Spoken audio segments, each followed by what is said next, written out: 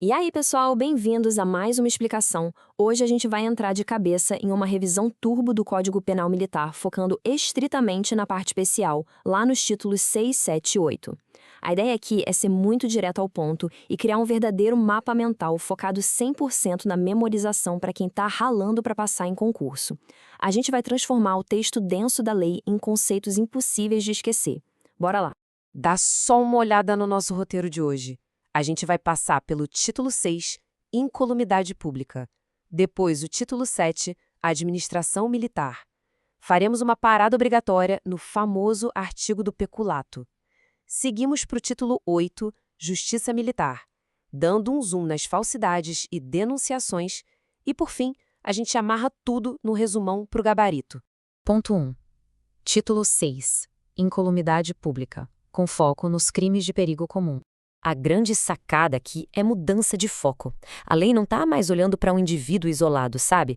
O foco agora são as ameaças contra a segurança coletiva lá no ambiente da administração militar. A gente tem crimes super clássicos de prova como incêndio, emprego de gás tóxico, desabamento e até atitude absurda de subtração de material de socorro.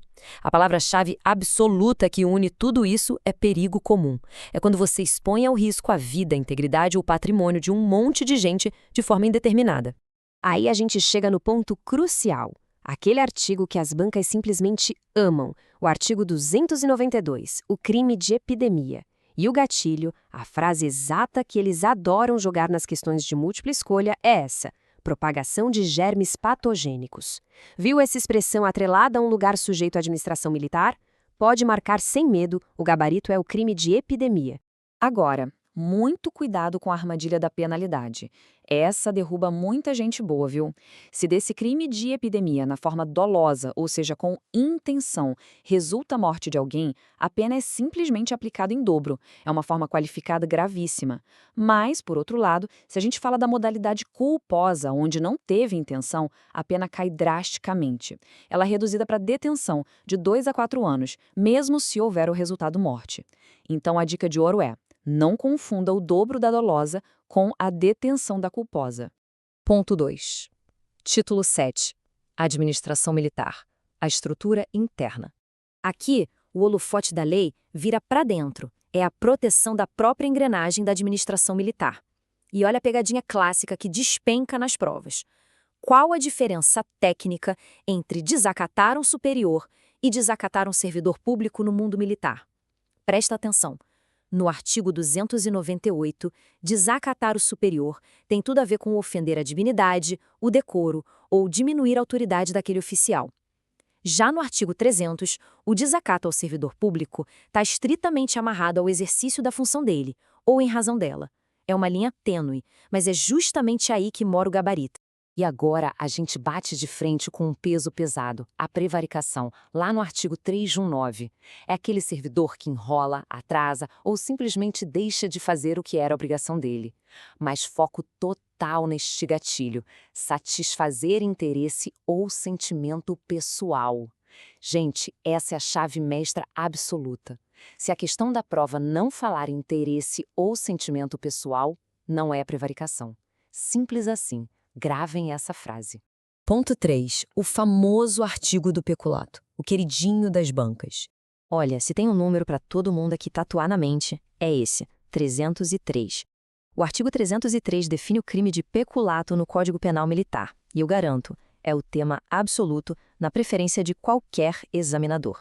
Isso aqui ilustra brilhantemente como não cair em confusão. O peculato padrão acontece quando o agente já tem a posse do bem, justamente por causa do cargo dele. Já no peculato furto, é diferente. Ele não tem a posse, mas ele subtrai o bem usando a facilidade que o cargo dá para ele. E o peculato culposo é quando o agente dá aquele mole enorme, contribui por pura negligência para o crime de outra pessoa. Façam essa associação mental com as palavras-chave, que é sucesso garantido. Vamos fazer um teste rápido agora, simulando uma questão de prova real, que inclusive estava nos materiais oficiais que a gente analisou para fazer essa explicação. Responde aí mentalmente. Exigir imposto, taxa ou emolumento indevido é peculato? A resposta é um gigante e sonoro não. E é exatamente isso que a banca quer de você: a confusão. O nome correto desse crime é excesso de exação, lá no artigo 306. Não é peculato e não é concussão. Quando a questão fala de exigir imposto ou taxa que o cara sabe que é indevida, ou cobrar usando meio vexatório, o gabarito correto é invariavelmente excesso de exação. Fiquem ligados. Ponto 4. Título 8. Justiça Militar. Protegendo o processo. Aqui, o funil aperta um pouco mais. A preocupação da lei agora se concentra exclusivamente em manter a lisura, a limpeza do processo judicial. Dá uma olhada no artigo 342, a coação. A definição é cristalina. Usar de violência ou grave ameaça dentro do contexto de um inquérito ou de um processo para favorecer interesses. Bater o olho nas palavras violência ou grave ameaça no meio de um inquérito militar é o seu marcador infalível para o crime de coação. Ponto 5. Falsidades e denunciações. As pegadinhas finais. Chegamos na nossa última grande sessão. E atenção máxima, tá? Porque é nesse bloco que os examinadores fazem aquelas trocas de vocabulário mais cruéis para te pegar. Pensa rápido. Qual é a diferença técnica exata entre a denunciação caluniosa e a comunicação falsa de crime? As duas envolvem mentir para a autoridade, mas o alvo é completamente diferente. O que é realmente interessante de notar é como a lei enxerga os danos. Na denunciação caluniosa, o agente aponta o dedo para uma pessoa real, que ele sabe que é inocente, destruindo a vida do cara. Já na comunicação falsa, ele cria uma narrativa fantasma, um crime que simplesmente não existiu, fazendo a administração pública perder tempo e dinheiro correndo atrás de nada. Resumindo, uma ataca um inocente, a outra inventa o crime. E a gente tem também o artigo 345, o curioso crime de autoacusação falsa. É basicamente um ato de autossabotagem perante a justiça. A ideia-chave aqui é assumir a culpa por algo que não rolou, ou então tentar dar uma de herói e encobrir alguém, assumindo a culpa por um crime que foi praticado por outra pessoa. E para fechar, ponto 6, resumo para o gabarito, a nossa revisão final.